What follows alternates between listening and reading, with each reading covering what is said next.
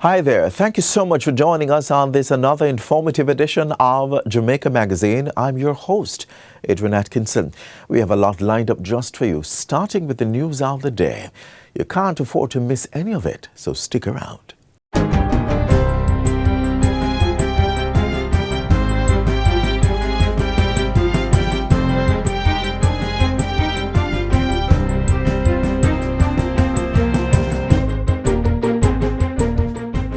Good day, I'm Twyla Whelan, and this is your JS News for Monday, September 30, 2024. Prime Minister Dr. Andrew Holness is in India for a working visit from September 30 to October 3. On Monday, Dr. Holness was greeted by India's Minister of State for Finance. Prime Minister Holness says the visit will open doors for both nations, deepen ties, and pave the way for greater collaboration and shared growth. Earlier today, Prime Minister Holness spoke on areas such as education, health, and capacity building. He also took part in a street naming exercise with his delegation and Jamaican cricketer Chris Gayle. Several memoranda of understandings are expected to be signed during Dr. Holness's visit, as well as engagements of bilateral cooperation. Among the areas of cooperation being explored are cultural exchange, digital transformation, and sports. Minister of Foreign Affairs and Foreign Trade, Senator Kamina Johnson-Smith, says there is an urgent need for international cooperation in combating climate change. She was addressing the general debate of the 79th session of the General Assembly of the United Nations in New York over the weekend. Minister Johnson-Smith urged major polluting nations to honor their commitments under the Paris Agreement and fulfill their financial obligations. Jamaica endorses the call for a redoubling of international cooperation and action to accelerate mitigation and adaptation. All countries must maintain the target of limiting global temperature increase to 1.5 degrees Celsius through enhanced NDCs based on the principle of common but differentiated responsibilities. Minister Johnson-Smith also highlighted the need to address structural and systemic issues hindering access to development financing for small island developing states. We call upon wealthier countries and the IFIs to partner with developing countries and to redouble their efforts to create and implement innovative strategies to unlock financing and spur investments towards attaining the SDGs. Looking ahead, Minister Johnson-Smith said the upcoming 4th International Conference on Financing for Development offers a vital opportunity for concrete commitments to tackle current financing challenges. Work is to begin shortly on the Lancewood Pipeline Extension project in Exchange, St. Anne, following Friday's groundbreaking. The $16 million project is being spearheaded by the National Water Commission (NWC) and forms part of a broader infrastructure development for the community. Over 400 residents in Lancewood and adjoining districts are expected to benefit from the upgrades.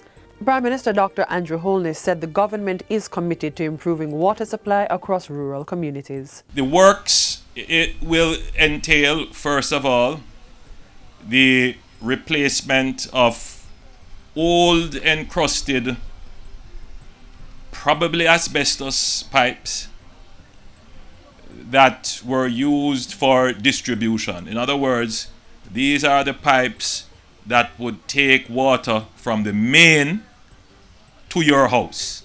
We are also in procurement for works to be done on the main, as was announced, and that is a $300 million project, which will increase the main to a 10-inch main using what is called ductile iron pipes. For her part, Acting Vice President of Operations at NWC, Dr. Philippa Campbell-Francis, said over $300 million have been expended in Exchange over the past 4 years. The completed works in Exchange will reflect the highest engineering standards. So the intention is from Upton Tank to be able to serve the entire community of Exchange, and by extension Lancewood, for which we are now doing further pipe works. Dr. Campbell-Francis urged the residents to regularize their accounts and pay their water bills to support ongoing improvements. Over 580 fisherfolk who were affected by Hurricane Beryl will benefit from $29 million in support from the Ministry of Agriculture, Fisheries and Mining. Beneficiaries hail from St. Elizabeth, Westmoreland, Clarendon, St. Thomas and St. Catherine. In a recent statement to Parliament, Portfolio Minister Floyd Green says the assistance includes cash vouchers for the purchase of fishing gear and funds for repairing cooperative buildings. We have provided $700,000 to the Half Moon Bay Fisherfolk Cooperative in Hellshire in Portmore, for them to repair their cooperative building. Minister Green also recognized the critical support from partners such as the Sandals Foundation of $2.5 million to the fisheries sector, as well as $10 million from the NCB Foundation and Rainforest Caribbean. The minister highlighted other works being done by the ministry. We have already distributed $150 million to our members of parliament. $100 million around agriculture, $50 million around fisheries. Again, that distribution has been based on the extent of damage that was suffered under Hurricane Beryl. And finally, Minister of Agriculture Floyd Green is assuring consumers that there will be an adequate supply of produce for the upcoming Christmas season. Minister Green says the post-Hurricane Beryl recovery process for the 48,000 affected farmers has been promising. Based on what we're seeing now, based on the pace of the recovery, based on the support that we have provided, we do expect that we will have a good Christmas. We do expect that we will have adequate supplies, especially of our vegetable lines. Again, we're working with our chicken farmers to try and ensure that we build back that domestic, local, small chicken producer segment. Minister Green was speaking at Wednesday's post-cabinet press briefing. To further enhance local chicken production, the ministry will be distributing pullets for layer chickens to revitalize egg production ahead of the festive season. The agriculture minister says this is an important aspect of rebuilding the domestic market for small chicken producers. He's also imploring consumers to support our local farmers. And that's it for JS News Today. I'm Twyla Whelan. Thanks for watching.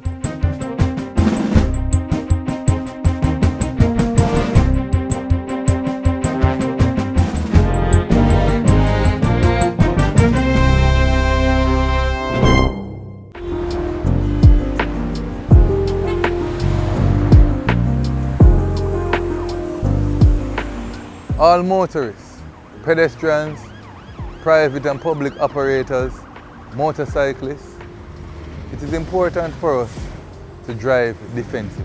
Driving defensively saves lives, and we know that lives are most important to each and every one of us.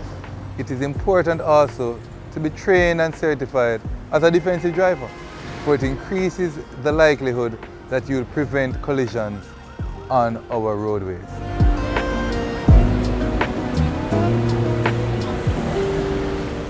The recent passing of Hurricane Beryl caused a significant loss to Jamaicans. The government has intervened, providing recovery assistance to those in need. Let's explore more in this next feature.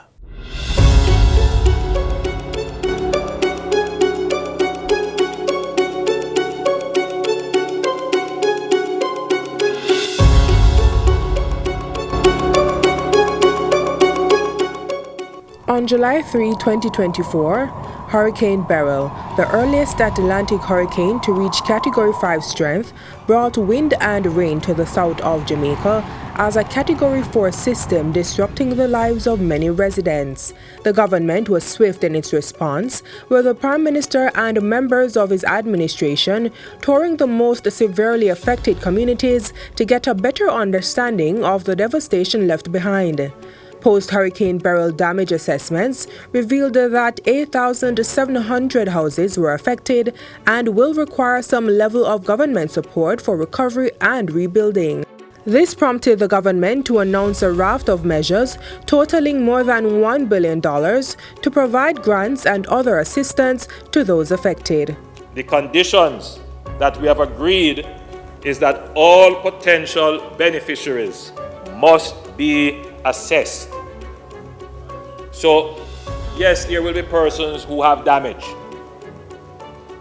but not every house that is damaged will qualify for grants for restoration, reconstruction, and relocation.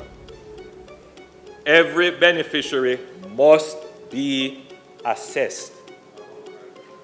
the Ministry of Labour and Social Security will explain further what the criteria is. We will not be able to provide support for a total rebuild, but this will be sufficient support to assist in the process of the recovery. Of this amount, the vast majority would have suffered minor damages. Families whose houses have been totally destroyed, which based on the numbers we estimate to be no less than 500, will receive a grant of $400,000. Those whose homes have been severely damaged will receive a grant of up to $150,000, and those who experienced minor damage will receive up to $50,000. In keeping with this promise, the government, through the Ministry of Labour and Social Security, launched the Rebuild Jamaica initiative on August 5. During that launch ceremony, the first set of relief checks were presented to 22 beneficiaries who were among the most severely impacted. It is now essential for us to call and appeal to all who receive these cash grants. You are responsible, you are accountable to ensure that it is used wisely and for the benefit of yourself and your children and your community. This is not to be wasted on foolishness. This is a time when we expect the consciousness of Jamaica to kick in. Following the launch, the ministry started an island-wide tour to hand out the remaining burial relief grant checks. At the same time, assessments revealed that even more homes than previously anticipated had been damaged during the hurricane. Up to September 2024, the ministry reports that over 14,500 household assessments were completed, with many of those homeowners getting their grants to begin the rebuilding exercise. In St. Elizabeth alone, over 1,245 checks were delivered, valued at $116.4 million. Over 1,000 homeowners in Clarendon received checks totaling $98.3 million, with many more given out in St. Mary, Manchester, and Portland. The residents have expressed gratitude for the support. I am in need, and I know that something good was here for me, and so I have to come. That's right now my house want to paint up all the veranda, the rain damage it. I mean, I have the second cent, and God is good, and God bless them give it to me.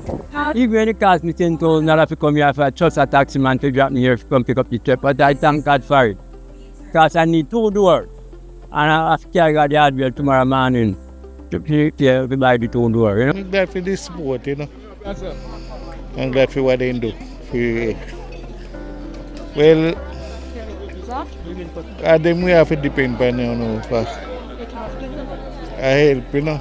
I appreciate it. I'm so happy, and I thank the Ministry of Labour team to assist with all of this. Thank the government for it, you know, and thank the workers them to help out and start it out, you know, it can get the check.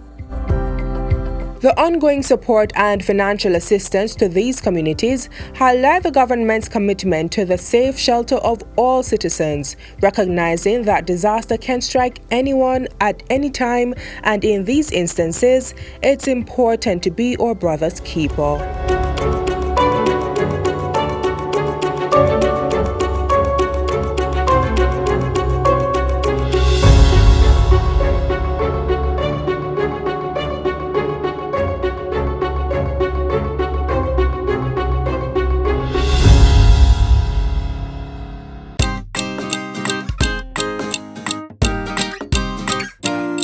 Attention all primary school students! The JIS invites you to participate in our 2024 Heritage Essay Competition highlighting the theme, Out of Many, One People. In only 400 to 500 words, discuss how our different cultural, ethnic or religious groups have contributed to building a stronger Jamaica.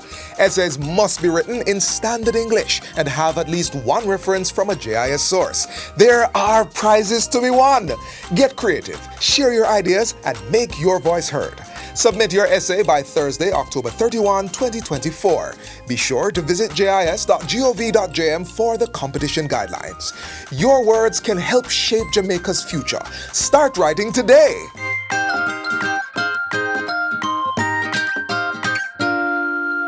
A critical component of Jamaica's economic growth and wealth creation agenda is achieved through its provision of goods and services for the local and export markets.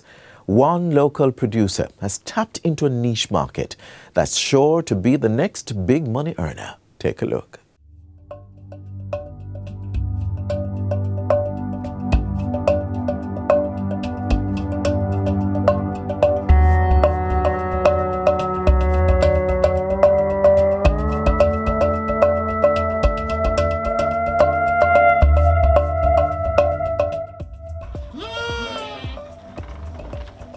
How did I get here?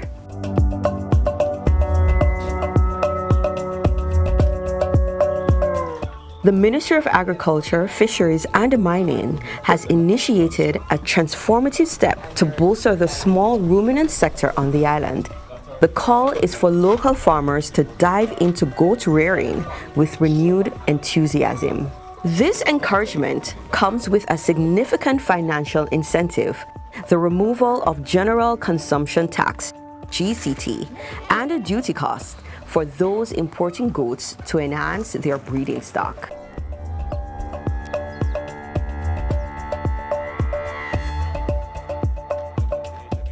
Thanks for stopping by again, Kadia. What is certain is that one of our goat farmers has already answered the call, and we set out to discover what sparked his interest and how his goat rearing business is progressing. We actually started goat farming in 2019, so this is our 5th year that we've been in the business, and we got our first set of goats from Unity Boar Goat Farm in Mandeville. We started with a full-blood boar ram, and then from there we started to like the business because it's kind of compound interest. You know, one mother gave 2 kids and it grows from there. All right, well, in the mornings we come in, first thing you do, you go through the pens and you observe. So this is the maternity ward where we have the mothers with young kids on them. So you want to go through in the day and make sure nobody got squashed, there's no illness, there's no lameness with the legs or anything like that.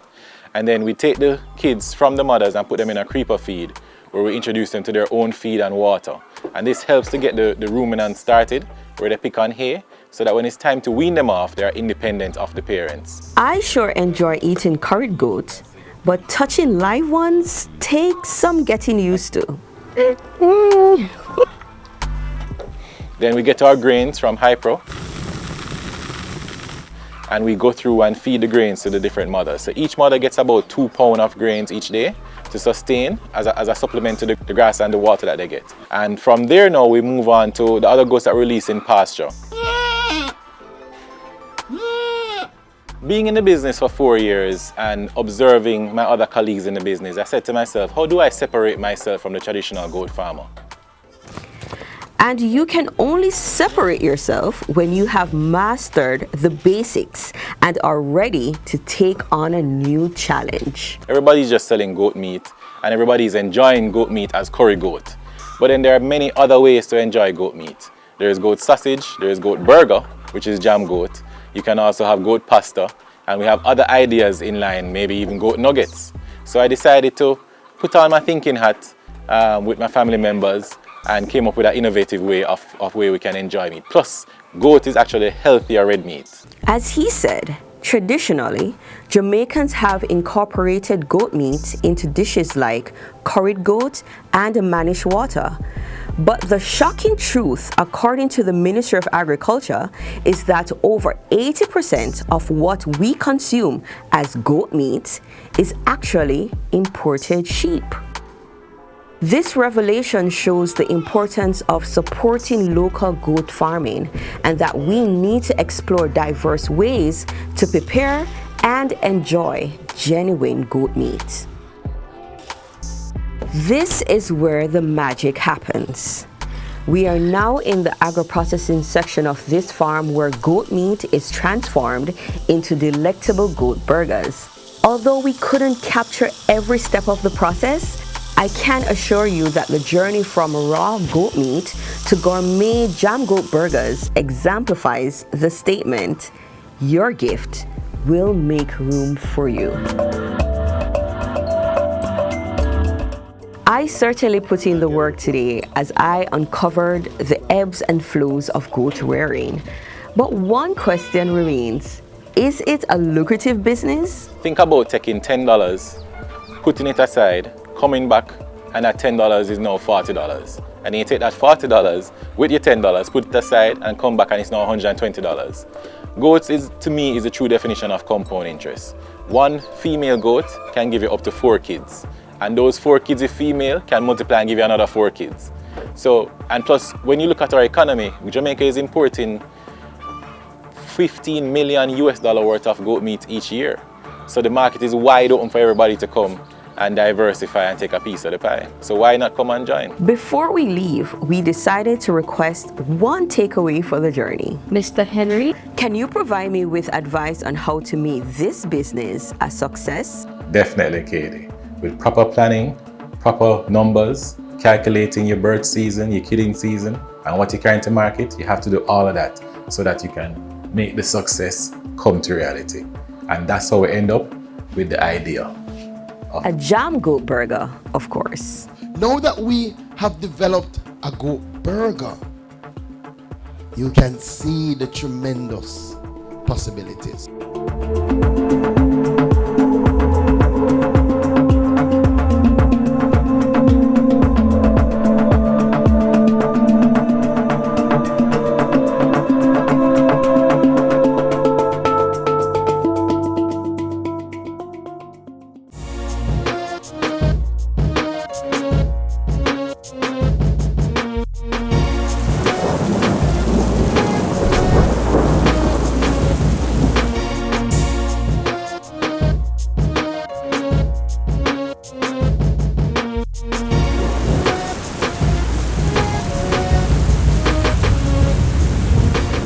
Jamaica, as a maritime state, is seeking to maximize on the country's strategic location and its distinction of having the 7th largest natural harbour in the world. Next, we drop anchor in the Kingston Harbour to have a closer look at the country's expansion in the maritime industry.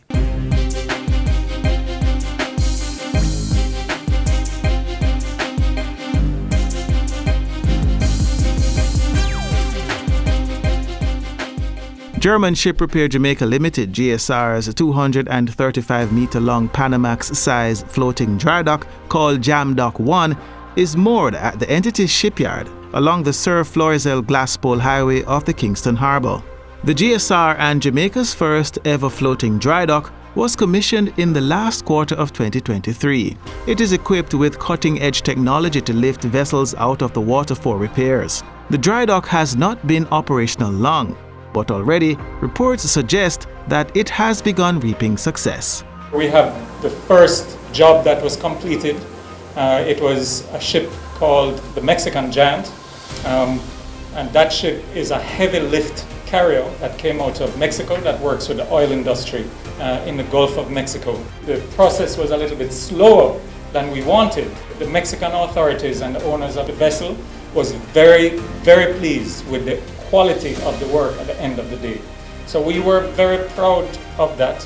German Ship Repair Jamaica has since moved on to a second project, the Vikrant Dolphin. This is a diving support barge registered in St. Kitts and operating in the Gulf of Mexico within the offshore oil industry. Jamaica receives approximately 3,000 port calls, while about 180,000 vessels operate within the region. The GSRJ is looking to capitalize on the economic growth potential of that as it continues its phased development. We're now starting to see the successes. We have a long way to go in terms of our development to complete that, but really and truly it has been a success already after the first job was completed and that vessel set sail. Sights are set on building out a model apprenticeship program for Jamaican youth by partnering with the Caribbean Maritime University CMU. This will create a pool of individuals with international grade technical skills. This is especially important to us in Jamaica. You have an arrangement with the Jamaican shipyard to make sure that our graduates right there at CMU are trained here. That increases our productivity. So what I see is that the German shipyard here in Jamaica is creating a new paradigm where productivity at the highest German level is brought here and will raise everybody who works with you. Any contractor who works with you has to work at the international level.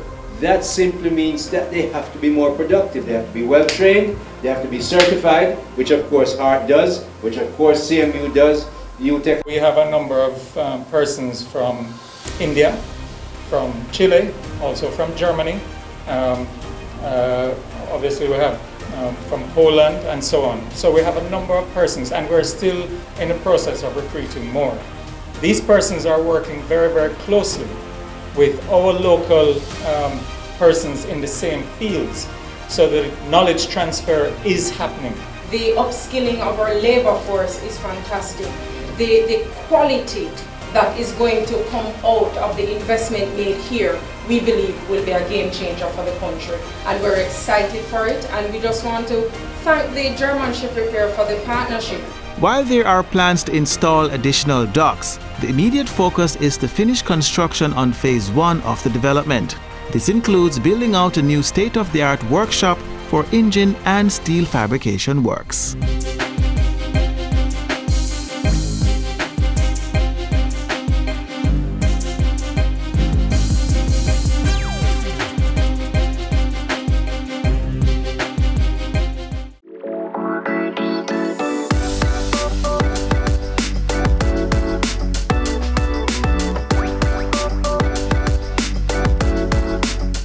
For the introduction of proper traceability of animals and products of animal origin, countries have implemented systems to ensure the safety of food and also for disease surveillance purposes. So the NATES, National Animal Identification and Traceability System, and the legislation requires that every bovine animal must be tagged.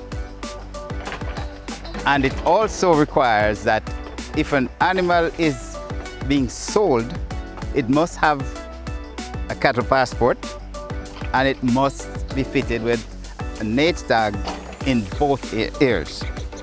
So anyone engaged in the sale of cattle, they would have committed an act against the law if the animals would not have been properly tagged and issued with a passport.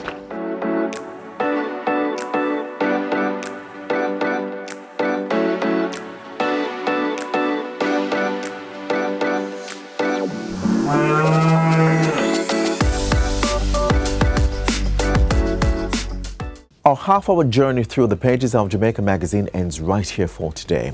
But please join us again tomorrow on this same station for more news, features and information you can use. In the meantime, visit our website, jis.gov.jm, for this and other offerings. On behalf of the entire production team, I'm Adrian Atkinson. Until next time, do take care. This has been a production of the Jamaica Information Service, the voice of Jamaica.